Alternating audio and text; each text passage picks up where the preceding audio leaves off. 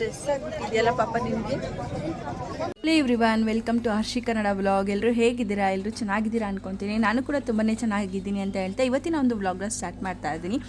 ಮಧ್ಯಾಹ್ನ ಮಕ್ಕಳಿಗೆ ಎಕ್ಸಾಮ್ ಮುಗಿದ ತಕ್ಷಣ ನಮಗೆ ಪ್ಲ್ಯಾನ್ ಇರಲಿಲ್ಲ. ಮನೇಲಿ ಎಲ್ಲರೂ ಹೊರಟಿದ್ರು ಮೈಸೂರಿಗೆ ಅಂತೇಳಿ. ನಾವು ಕೂಡ ಅನ್ಎಕ್ಸ್ಪೆಕ್ಟೆಡ್ ಆಗಿ ಹೊರಟಿದ್ವಿ. ಹಾಗೆಯೇ ಪೆಟ್ರೋಲ್ ಹಾಕ್ಸೋಣ ಅಂತೇಳಿ ಪೆಟ್ರೋಲ್ ಬಂಕಿಗೆ ಬಂದರೆ ಸಿಕ್ಕಾಪಟ್ಟೆ ಕ್ರೌಡ್ ಇತ್ತು. ಯಾಕೆಂದರೆ ಬೆಳಗಿಂದ ಪವರ್ದು ಪ್ರಾಬ್ಲಮ್ ಇತ್ತು ಅಂತ ಹೇಳಿಬಿಟ್ಟು ಕ್ರೌಡ್ ಇತ್ತು. ಹಾಗೆಯೇ ಆನ್ ದ ವೇ ಪೆಟ್ರೋಲ್ ಹಾಕ್ಸ್ಕೊಂಡು ಹೋಗ್ಬೇಕಾದ್ರೆ APMC ಹತ್ರ ಈ ಥರ ಒಂದು ತೆಂಗಿನ ಮರಕ್ಕೆ ಕೇಬಲ್ ವೈರ್ ಟಚ್ ಆಗಿಬಿಟ್ಟು ಬೆಂಕಿ ಎತ್ಕೊಂಡ್ಬಿಟ್ಟು ಅದನ್ನು ನೋಡೋಕೆ ಮಾತ್ರ ಭಯಂಕರ ಅನಿಸ್ತಿತ್ತು. ಹಾಗೆಯೇ ಇನ್ನು ನಮ್ಮ ಜರ್ನಿ ಕೂಡ ಸ್ಟಾರ್ಟ್ ಮಾಡಿದ್ವಿ. ಹಾಗೆ ಒಂದು ಸ್ವಲ್ಪ ಸ್ನ್ಯಾಕ್ಸ್ ಎಲ್ಲ ತೊಗೊಂಡು ಅದನ್ನೆಲ್ಲ ತಿಂದ್ಕೊಂಡು ಹೊರಟ್ವಿ. ಹಾಗೆ ನೆಕ್ಸ್ಟ್ ಡೇ ನಾನು ವ್ಲಾಗ್ನ ಕಂಟಿನ್ಯೂ ಮಾಡ್ತಾ ಇದ್ದೀನಿ. ಇನ್ನು ಫಸ್ಟ್ ನಾವು ರೆಡಿಯಾಗಿ ಮೈಸೂರಿಗೆ ಅಂತ ಬಂದಮೇಲೆ ಚಾಮುಂಡೇಶ್ವರಿ ತಾಯಿ ದರ್ಶನ ಮಾಡಿಲ್ಲ ಅಂದರೆ ನಾವು ಮೈಸೂರಿಗೆ ಹೋಗಿದ್ದು ವೇಸ್ಟ್ ಅಂತ ಅನಿಸುತ್ತೆ. ಹಾಗಾಗಿ ನಾವು ಕೂಡ ರೆಡಿಯೆಲ್ಲ ಆಗಿಬಿಟ್ಟು ಫಸ್ಟ್ ಹೋಗಿದ್ದೆ ಚಾಮುಂಡೇಶ್ವರಿ ತಾಯಿ ದರ್ಶನ ಮಾಡೋದಕ್ಕೆ ಅಂತ ಹೇಳಿ ಚಾಮುಂಡಿ ಬೆಟ್ಟಕ್ಕೆ ಹೋದ್ವಿ. ಇದು ಅಕ್ಕನ ಮನೆಯಿಂದ ನಿಯರ್ ಇರೋದು ಚಾಮುಂಡೇಶ್ವರಿ ದೇವಸ್ಥಾನ. ಒಂದು 5 to 6 ಕಿಲೋಮೀಟರ್ ಅಷ್ಟೇ. ಪಾಪು ಮಲಗಿದ್ದೋಳನ್ನ ಹಾಗೆ ಎಬ್ಬರಿಸ್ಕೊಂಡು ಕರ್ಕೊಂಡು ಹೋಗ್ತಾ ಇದ್ದೀವಿ. ಇನ್ನು ಕಾರಲ್ಲಿ ಸ್ವಲ್ಪ ಕಡಲೆ ಇಟ್ಕೊಂಡಿದ್ವಿ, ಅದನ್ನು ತಿನ್ನೋಣ ಅಂತೇಳಿ ಓಪನ್ ಮಾಡ್ಕೊತಾ ಇದ್ದೆ. ಪಾಪ ಅದನ್ನೇ ನೋಡ್ತಾ ಇದ್ವಿ. ಇನ್ನು ಹಾಗೆಯೇ ಹೋಗ್ತಾ ವ್ಯೂ ಮಾತ್ರ ತುಂಬ ಚೆನ್ನಾಗಿತ್ತು. ಅಂದರೆ ನಾನು ಸೆಕೆಂಡ್ ಟೈಮಲ್ಲಿ ಫಸ್ಟ್ ಟೈಮ್ ಹೋದಾಗ ಅಷ್ಟು ಅಬ್ಸರ್ವೇಷನ್ ಮಾಡಿರಲಿಲ್ಲ ನಾನು. ಸೆಕೆಂಡ್ ಟೈಮ್ ಹೋದಾಗ ಒಂಥರ ನೋಡೋದಕ್ಕೆಲ್ಲ ಚೆನ್ನಾಗಿತ್ತು. ಆದರೆ ಪಾಪಕ್ಕೆ ಸ್ವಲ್ಪ ಹಿಂಸೆ ಆಗ್ತಾಯಿತ್ತು, ಯಾಕಂದರೆ ನಿದ್ದೆ ಕಣ್ಣಲ್ಲಿ ಇದ್ದವಳು. ಹಾಗೆ ಕಾರಲ್ಲಿ ಮಗ ಕೂಡ ಬಂದು ಫ್ರೆಂಟೆಲ್ಲ ಕುತ್ಕೊತಿದ್ದೆ. ಎಷ್ಟು ಹೇಳಿದ್ರು ಹಿಂದೆ ಹೋಗಿ ಕುತ್ಕೊಳ್ಳೋ ಅಂದರೆ ಹೇಳಿದ ಮಾತೇ ಕೇಳ್ತಾ ಇರಲಿಲ್ಲ. ಇನ್ನು ಮಕ್ಕಳು ಎಲ್ಲಾದರೂ ಒಂದು ಆಟ ಸಾಮಾನುಗಳು ನೋಡಿದ್ರೆ ಅದನ್ನು ತಕ್ಕೊಡೋ ತನಕ ಬಿಡೋದೇ ಇಲ್ಲ. ಅದೇ ರೀತಿ ನಮ್ಮನೆ ಮಕ್ಕಳು ಕೂಡ ಅಷ್ಟೇ, ಹೇಳಿದ್ರೂ ಕೇಳೋದೇ ಇಲ್ಲ. ಫಸ್ಟು ದೇವ್ರ ದರ್ಶನ ಮುಗಿಸ್ಕೊಂಡು ಬಂದು ತಕ್ಕೊಡ್ತೀವಿ ಅಂದರೆ ಏನು ಮಾಡಿದ್ರೂ ಅವ್ರಿಗೆ ಏನು ಬೇಕೋ ಅದು ಫಸ್ಟ್ ಕೊಡಿಸ್ಲೇಬೇಕು. ಅದನ್ನೇ ನೋಡ್ತಾ ಇದ್ದೆ. ಅಲ್ಲಿ ಒಂದಕ್ಕಿಂತ ಒಂದು ದುಬಾರಿ ರೇಟು. ಅದರಲ್ಲಿ ಇವರು ಇದು ತೊಗೊಳ್ತ್ರು ಅಂದರೆ ಅದು ತೊಗೋತೀವಿ ಅಂತಾರೆ, ಅದು ತೊಗೊಳ್ರು ಅಂದರೆ ಇದು ತೊಗೋತೀವಿ ಅಂತ ಹೇಳಿ ಹಠ ಮಾಡ್ತಾನೇ ಇರ್ತಾರೆ. ಅದಕ್ಕೆ ಅವನು ಕೂಡ ಸಿಟ್ಟಾಗ್ಬಿಟ್ಟಿದ್ದ ನನ್ನ ಮಗ. ಸರಿ ಬಾರಪ್ಪ, ಆಮೇಲಿಂದ ಫುಲ್ ದರ್ಶನ ಎಲ್ಲ ಮುಗಿಸ್ಕೊಂಡು ಬಂದು ಕೊಡಿಸ್ತೀವಿ ಅಂತ ಹೇಳಿದ್ರು ಕೇಳ್ತಿಲ್ಲ. ಇನ್ನು ಹೇಗೋ ದರ್ಶನಕ್ಕೆ ಅಂತ ಹೇಳಿ ಒಳಗೆ ಬಂದ್ವಿ. ನನ್ನ ಮಗಳು ಹಿಂದ್ಗಡೆಯಿಂದ ಹೂವನ್ನೆಲ್ಲ ಎಳಿತಾ ಕೂತ್ಕೊಂಡಿದ್ದು. ಸರಿ ಕೂದಲು ಹೇಳ್ಬಿಟ್ಲು. ಹಾಗೆಯೇ ಇನ್ನು ದೇವ್ರ ದರ್ಶನ ಮಾಡೋಣ ಅಂತೇಳಿ ನಾವು ಒಳಗೆ ಹೋದ್ವಿ.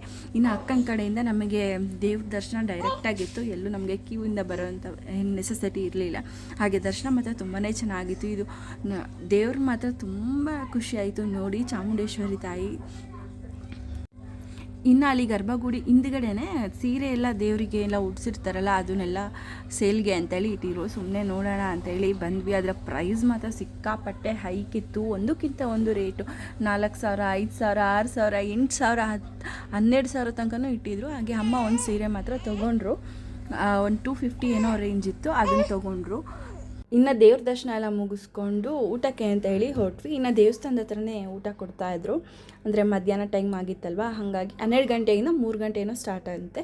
ಹಾಗೆ ಅಲ್ಲಿಂದ ನೆಕ್ಸ್ಟ್ ಎಲ್ಲೋಗೋದು ಅಂತ ಹೇಳಿ ಪ್ಲ್ಯಾನ್ ಮಾಡಿಕೊಂಡು ನಾವು ಬಂದಿದ್ದು ಮೈಸೂರು ಪ್ಯಾಲೇಸ್ ನೋಡೋದಕ್ಕೆ. ಇಲ್ಲೂ ಕೂಡ ನಂದು ಸೆಕೆಂಡ್ ಟೈಮು ಮೈಸೂರು ಪ್ಯಾಲೇಸ್ ನೋಡೋದಕ್ಕೆ. ಆದರೆ ಈ ಸರಿ ಸ್ವಲ್ಪ ಡೀಟೇಲಾಗಿ, ಅಂದರೆ ಅಲ್ಲಿ ಫ್ರೇಮ್ ಎಲ್ಲ ಹಾಕಿರ್ತಾರಲ್ಲ, ಅದ್ರ ಬಗ್ಗೆ ಎಲ್ಲ ಡೀಟೇಲಾಗಿ ಒಬ್ಬರು ತಿಳಿಸ್ಕೊಟ್ರು, ಅಕ್ಕನಿಗೆ ಗೊತ್ತಿರೋರು. ಅದೊಂಥರ ಖುಷಿ ಅನಿಸು. ಸುಮ್ಮನೆ ಏನೋ ಪ್ಯಾಲೇಸ್ ನೋಡ್ಕೊಂಡು ಹೋಗ್ತಾಯಿದ್ವಿ, ಬಂದಿದ್ವಿ ಲಾಸ್ಟ್ ಟೈಮು. ಈ ಸರಿ ಅದ್ರ ಬಗ್ಗೆ ಎಲ್ಲ ಡೀಟೇಲಾಗಿ ಹೇಳಿದ್ರಲ್ಲ, ಅದೊಂದು ಖುಷಿ ಅನ್ನಿಸ್ತು. ಹಾಗೆ ಎಲ್ಲದನ್ನು ರಾಗೆ ವಿಡಿಯೋನ ಶೇರ್ ಮಾಡ್ತೀನಿ, ನೋಡ್ಕೊಬನ್ನಿ. ಜಂಬೂ ಸವಾರಿ ನಡೆಯೋ ಟೈಮಲ್ಲಿ ಈ ಒಂದು ವಿಗ್ರಹನೇ ಆನೆ ಮೇಲೆ ಕೂರಿಸ್ತಾರಂತೆ. ಮದುವೆ ಸಂದರ್ಭ ಸುಟ್ಟೋಗುತ್ತೆ. ಇದು ಸುಟ್ಟೋದಂತ ಭಾಗದಲ್ಲಿ ಒಂದು ಗಣೇಶ ದೇವಸ್ಥಾನ ಮಾತ್ರ ಉಳ್ಕೊಂಡಿದೆ. ಮೇಲೆ ಫಸ್ಟ್ ಗಣೇಶ ದೇವಸ್ಥಾನ, ಅದು ಉಳಿದಿರೋಂಥ ಭಾಗಕ್ಕೆ ಈ ಹೊಸರಮನೆಯನ್ನ, ಇದು ಹೊಸರು ಮಾಡಲ್ಲ, ಅದು ಹಲರಮನೆ ಇದು ಮಾಡ್ಬೋದು ಗಿಫ್ಟ್ ಕಲೆಕ್ಷನ್. ಇದು ವೀಣಾ ಗಣೇಶ, ಒಳಗಡೆ ವೀಣೆ ಇಟ್ಕೊಂಡು ಗಣೇಶ ನೋಡಿ, ವೀಣಾ ಗಣೇಶ ಮಾಡಿದ್ರೆ ಅದನ್ನು ಚೂರಿಂದ ಅಲಂಕಾರ ಮಾಡಿ ಮತ್ತು ಮಕ್ಕಳನ್ನ ಮಾಡಬಲ್ಲ. ಈ ಆನೆ ಸ್ಟ್ಯಾಚು ಬಂದು ಒರಿಜಿನಲು. ಹಾಗೆ ಅದರದ್ದು ದಂತ ಮಾತ್ರ ಆರ್ಟಿಫಿಷಿಯಲ್ ಅಂತ ಹೇಳಿದರು. ಒಂದೊಂದು ವಾಲ್ ಆಗಿರ್ಬೋದು, ಒಂದೊಂದು ಟೈಲ್ಸ್ ಆಗಿರ್ಬೋದು, ಒಂದೊಂದು ವ್ಯೂ ಕೂಡ ಮಿಸ್ಮರಿಂಗ್ ಅಂತ ಅನಿಸುತ್ತೆ, ಅಷ್ಟು ಚೆನ್ನಾಗಿದೆ. ಆ ಒಂದು ಪೇಂಟಿಂಗ್ ಆಗಿರ್ಬೋದು ನೋಡೋದಕ್ಕೆ ಮಾತ್ರ ಸಿಕ್ಕಾಪಟ್ಟೆ ಖುಷಿ ಆಯಿತು.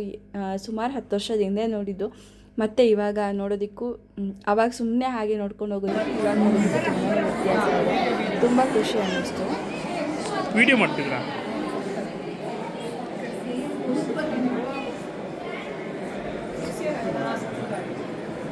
ಆಯಮ್ನೂ ಬಂತು ನಿಮ್ಮದ್ರಲ್ಲಿ ಮೇಡಮ್.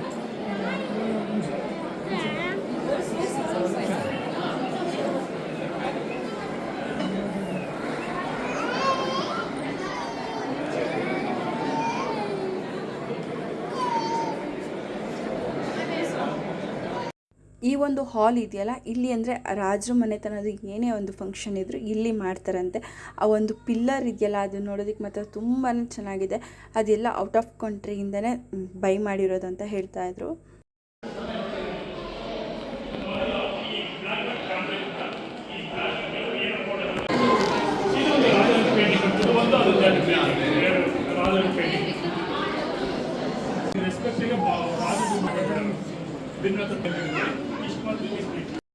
ಈ ಲಿಫ್ಟ್ ಬಂದು ಜಂಬೂ ಸವಾರಿ ಅಂದರೆ ದಸರಾ ಟೈಮಲ್ಲಿ ಯೂಸ್ ಮಾಡ್ತಾರೆ ಅಂತ ಹೇಳ್ತಾಯಿದ್ರು.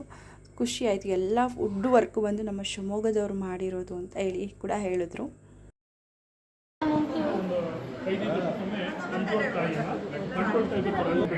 ಇದು ಬ್ರಿಟಿಷ್ ಲಾಸ್ಟ್ ಗವರ್ನರ್ ಜನರಲ್.